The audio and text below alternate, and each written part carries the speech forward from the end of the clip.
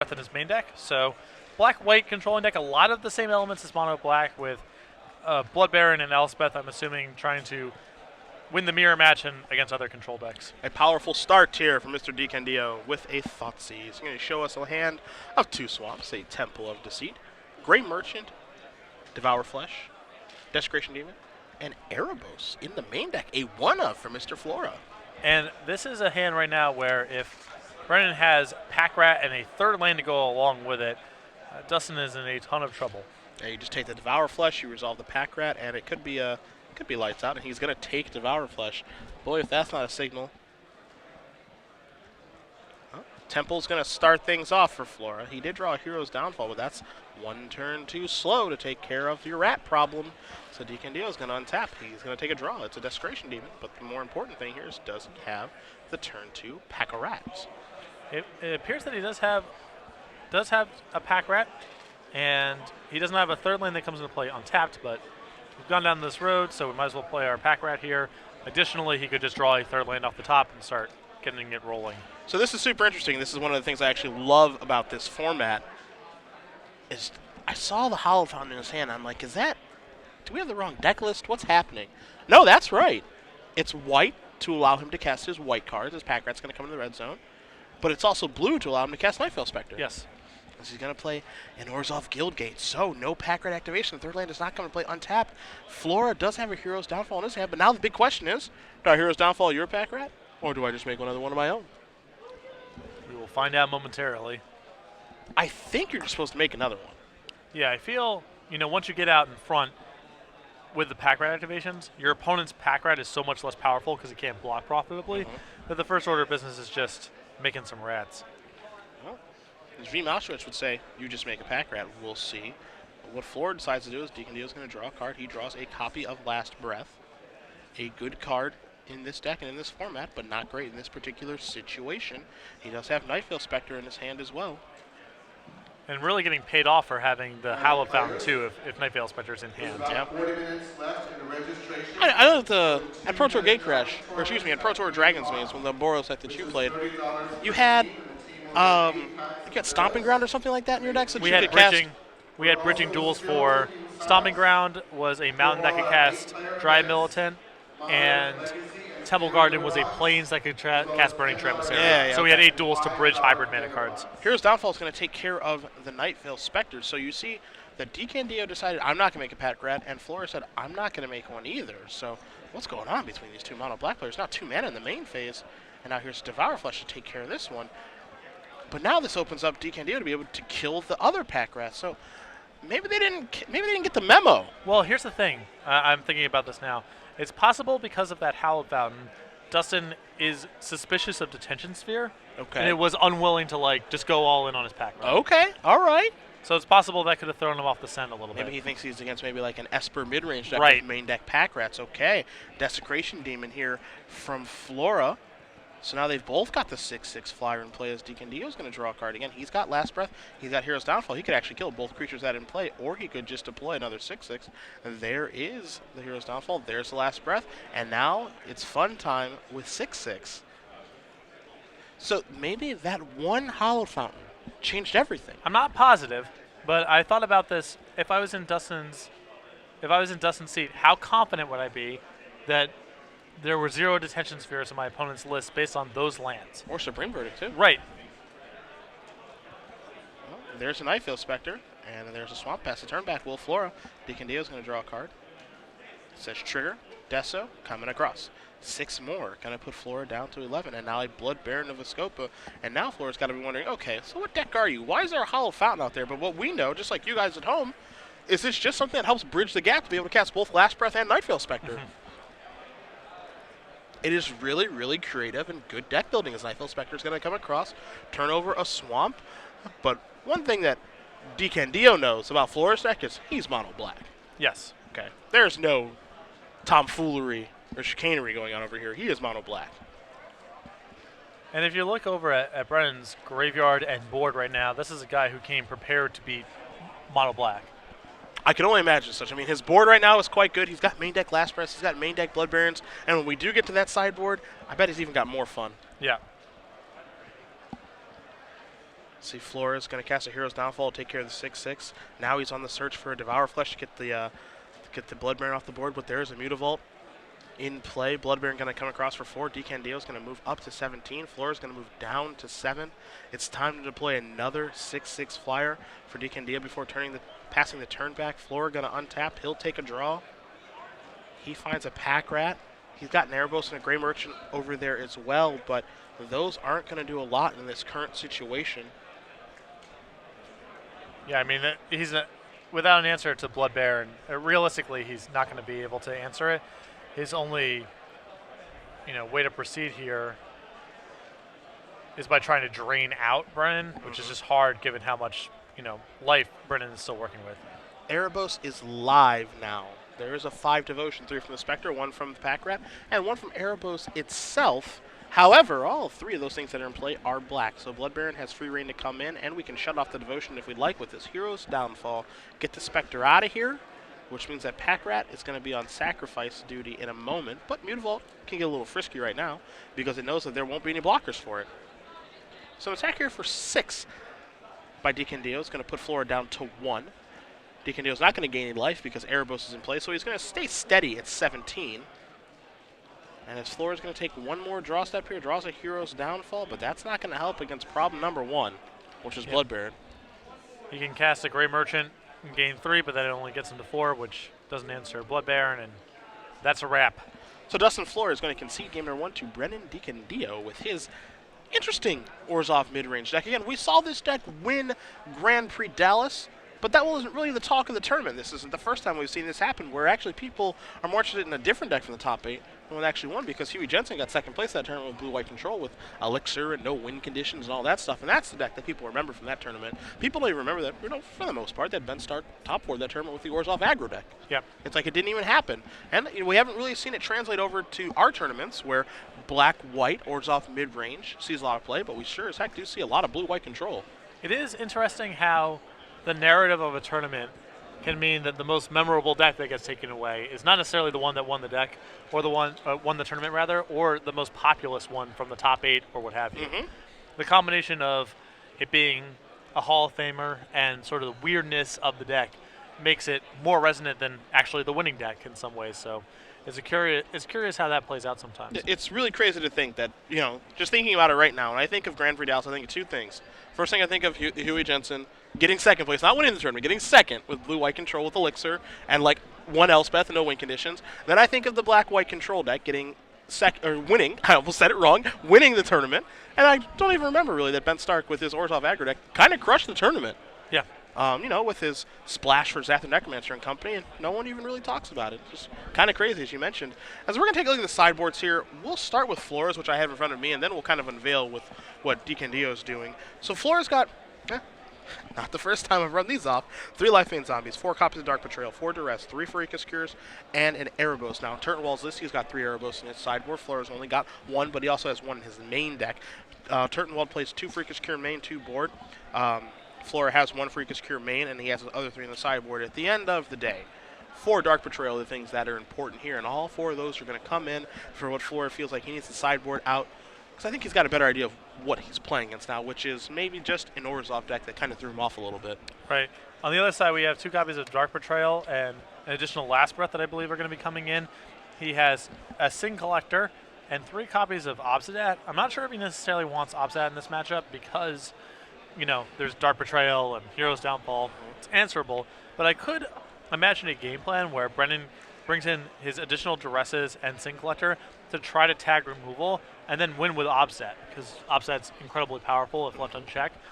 He also can supplement that with Blood Baron as well. So I think the discard spells are pretty good for Brennan to have access to, because Dustin's answers to Blood Baron are fairly limited to begin with. So removing the Devour Flesh or whatever he may have to stop a Blood Baron is already good, and then he can supplement that with Obsidat potentially if he wants to as well.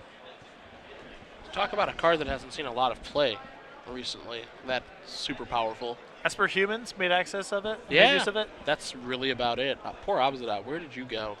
Well, it's competing with the same decks and the same mana slot as Blood Baron, and Blood Baron is so powerful against Mono Black currently, and Boros as well, which was a deck for a while. That it's not too surprising to see it fall off the radar. I do think that if red-green monsters becomes more prevalent, or similar decks, basically decks that either don't care about pro-black or pro-white, or decks that contain Mizium mortars in them, if those decks start becoming more prevalent, I think you're going to start seeing more obstats. I would welcome it back. I like that card. It's really good. Powerful card, fun to watch and play. Weaving in and out of play. I like it a lot. Powerful and flavorful. Yeah. But very similar to Blood Baron, and right now Blood Baron's text box is quite good. It's a touch more relevant. Yes. I think you could say. Now don't forget, my friends, at SCG Live, hashtag SCGORL for your tweets, as we are in round number 4 of 10 here in Orlando, Florida. No, for you people at home, there are no tsunamis or hurricanes that we know of. We'll be able to fly out safely on Monday. Because, see, what I'm not going to do this weekend is I'm not going to taunt Mother Nature. Yeah, I learned my lesson as well. We were a little chatty when it seemed like the snowstorm had been grossly exaggerated. It turns out that was not the case, the way that things played out. Sometimes you're wrong. Yes. Sometimes you're wrong. Sometimes it's a real storm. So, that's a thing. You learn from your mistakes in life. Right. That's what happens. So please, Mother Nature, no hurricane or tsunami. We would like to fly home. No floods. No. I know what else can happen down here. Alligator attack. That could happen. You're right. I hadn't considered the fact that crocodiles and alligators could just come walking through that door at any moment. See, both players are going to take a look at their 7 cards here. Again, Decandio is going to be on the draw pick. That's because he won game number 1. Looks like Flora is happy with his hand. A little battle of the black decks here. Looks like Brennan's looking at some Mutavaults and some swamps, so possibly he's missing white mana. Looks like he is going to keep it, so we're about to be underway. Smells like a Thoughtseize, yeah. See exactly what you were thinking about. You see double Swamp, double Mutavault, double Dark Betrayal, and a Thoughteize. I think this hand is quite good. Yeah, I wouldn't have. Maybe he's thinking for the sake of thinking or for potentially bluffing, but this is a very solid hand. Really in, however, Thoughtseize doesn't really care if you're thinking. Right. I'm going to find out what you were thinking about. Thank you very much. If you're Flora, I feel like you probably take the Thoughtseize because everything else is redundant here. Obviously, you don't know all the contents in his hand, but I feel like he probably takes Thoughtseize, yeah, because that's the best card there. Now he just has to worry about 2 Dark Betrayals, which, given that you know those are there, you can probably sequence your threats in such a way that they don't matter all that much, as Decandio did to draw. He got the Shrine for the turn, but he's going to conceal that information for now. I would have considered playing the Mutavault because it's possible you just want to attack on the second turn, but playing the Swamp is also reasonable. Yeah. The other thing, too, though, is if he does play the Mutavault on turn 1, makes it so you won't be able to play Nightveil Spectre on turn 3. A reasonable point. I wonder if he's going to play. I actually kind of want to see what land he's going to play. So now he's turning himself off from actually being able to cast Spectre now. So maybe he sequences lands poorly there, maybe not. And he's still trying to conceal the fact that he has drawn a white source in Godless Shrine. But how much is it worth to actually keep concealing that information? Because chances are you're probably going to have to play it untapped at some point now, as Underworld Connection is going to come down for Flora. There's an Elspeth off the top. That's an interesting draw. Well, I think for the time being, you just want to keep adding these Mutavaults. Now Mutavault's going to come across here for 2. Swamp available, of course, for the Dark Betrayal, past the turn back. This is going to be fun to watch, see if the way that he sequences lands in this game comes back to hurt him or not. Yeah. It's curious because Dustin knows for the time being that his creatures are shut off from being productive because of those 2 Dark Betrayals.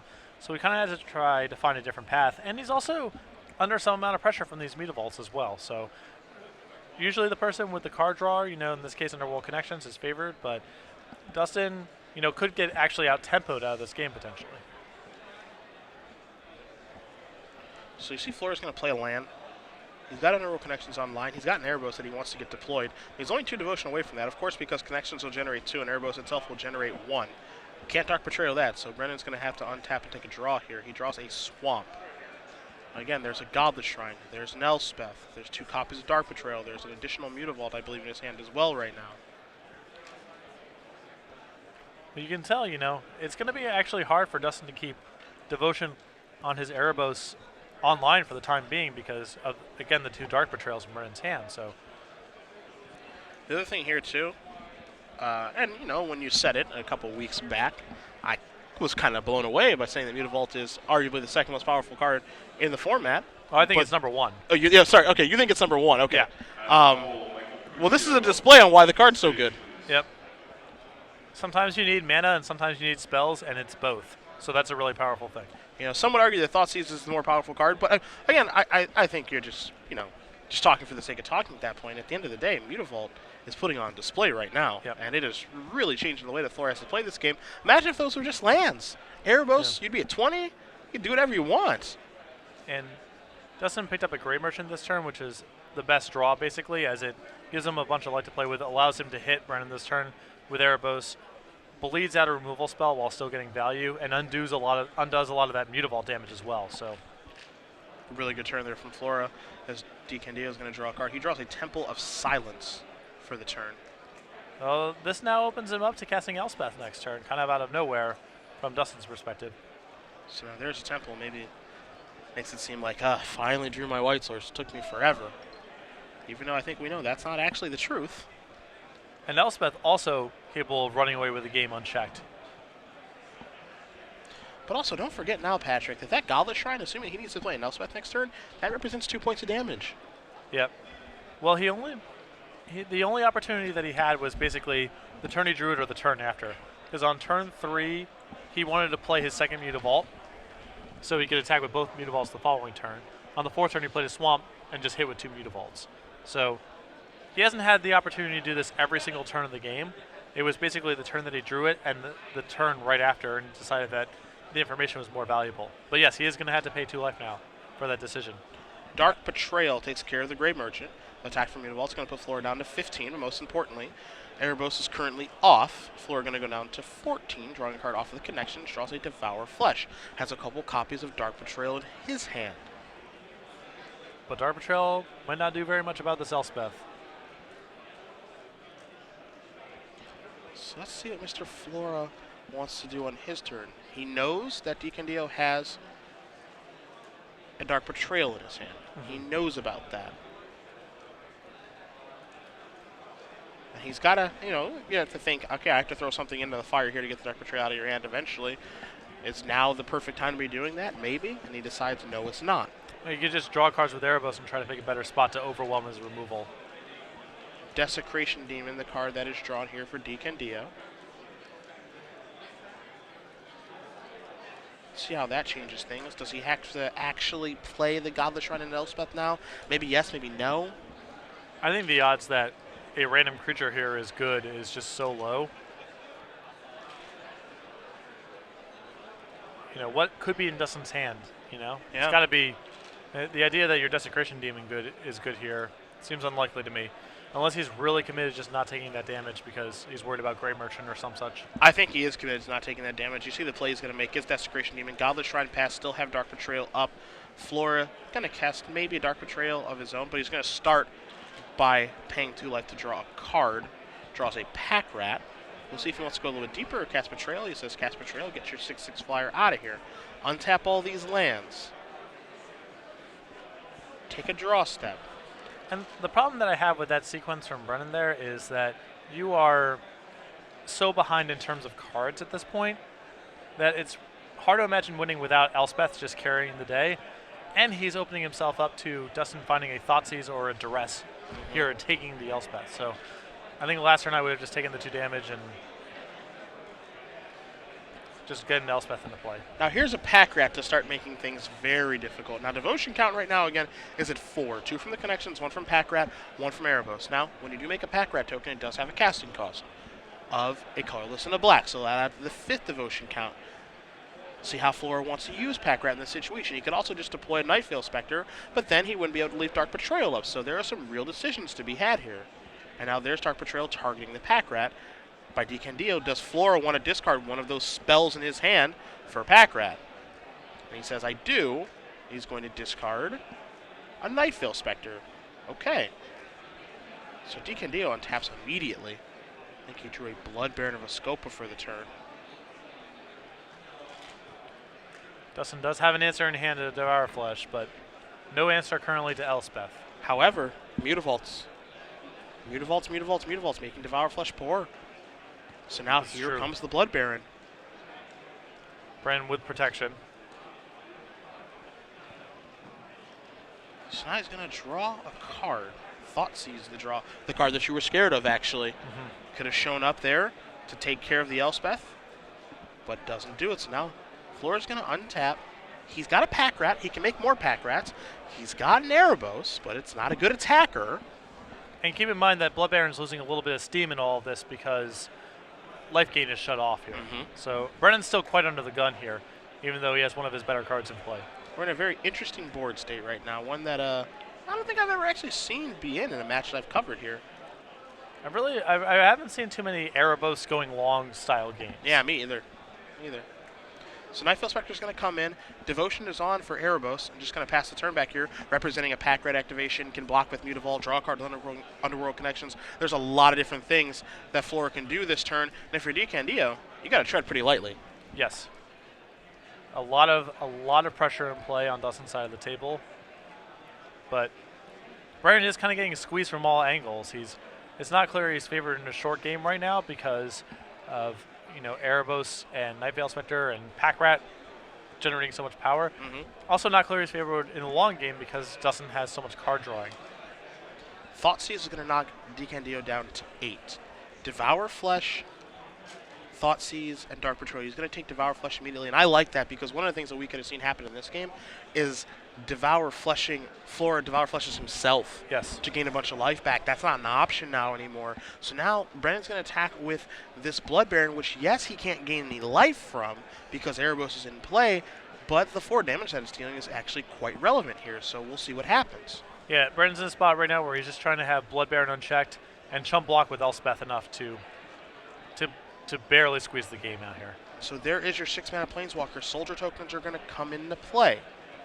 Again, there's a Dark Betrayal and a Thoughtseize over there. Thoughtseize, very irrelevant at this point. Soldiers will be joining us, and then it's just one Dark Betrayal, which has no targets. Yeah, I feel like we're just, at this point, Dustin's going to be spending his mana just making rats and activating Mutavault. Yep.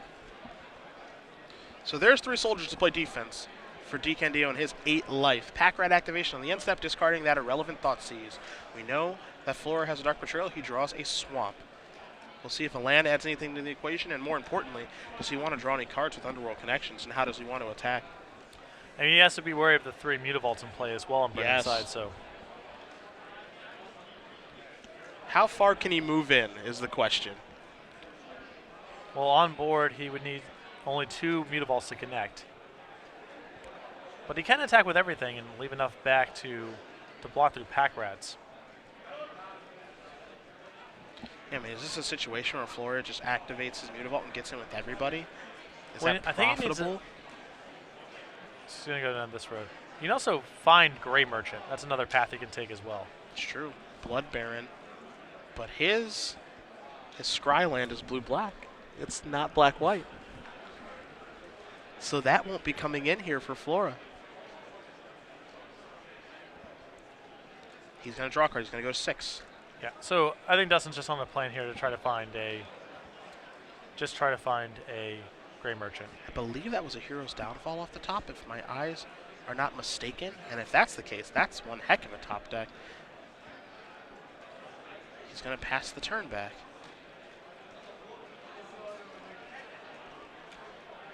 So let's see what Decandio can do here. I think Flora does have a Hero's Downfall. Curious why he didn't just cast that on his turn. His plan might be just try to win with an unchecked rat. Okay. It still feels like removing an Elspeth has to be better than an additional rat here, since it creates 3 blockers. Yeah. See, like total 6-6 here in this match. Will Flora activate Mutavault to block the Blood Baron? How much does he actually care about this Blood Baron coming across? Is he okay with going to 2? Now, one of the things about this Orzhov mid-range deck is that they oftentimes cut Gray Merchant to fit in Blood Baron. That doesn't mean that's always the case, but in most circumstances, that's how they've made that slot available. It really depends on how well-informed Dustin Flora is on the decks, as he's going to activate Mutavault. He's going to block, and we'll see some mana get floated here. Yeah, we might be Heroes Downfalling inside of combat here. I would like that play a lot. He's just going to let it go. So So now 3 more soldier tokens are going to come into play. There's a Temple of Silence. Decandio is going to scry. He's face up on the table right now, my friends. No cards in hand, everything in the board. Of those things on the board, 6 soldier tokens and 3 Mutavaults ready to block. It seems really tough to slog through all of this. Yeah, we'll see. I believe if I understand what Dustin's trying to do here, it's just trying to find Gray Merchant, so no reason to really make a rat at this point, just try to find some cards with Erebus. Going down to 2. Might be looking for either Gray Merchant or a Mutavault to jump block with. Yep. Give himself some time. Well, at this point, he's facing, you know, lethal even if he finds Mutavault, Yeah, because that's the 1/1s true. are all going to kill him. Thoughtseize the draw. Still can pick up a card with connections here. Down to 1. 1 is not none. Hero's Downfall. There's a land. Protection from black still good against mono black decks. That has not changed. Magic in its simplest form. Yep. So you see a hand with 4 black terminates here. 1 more shot with a Night Veil Spectre.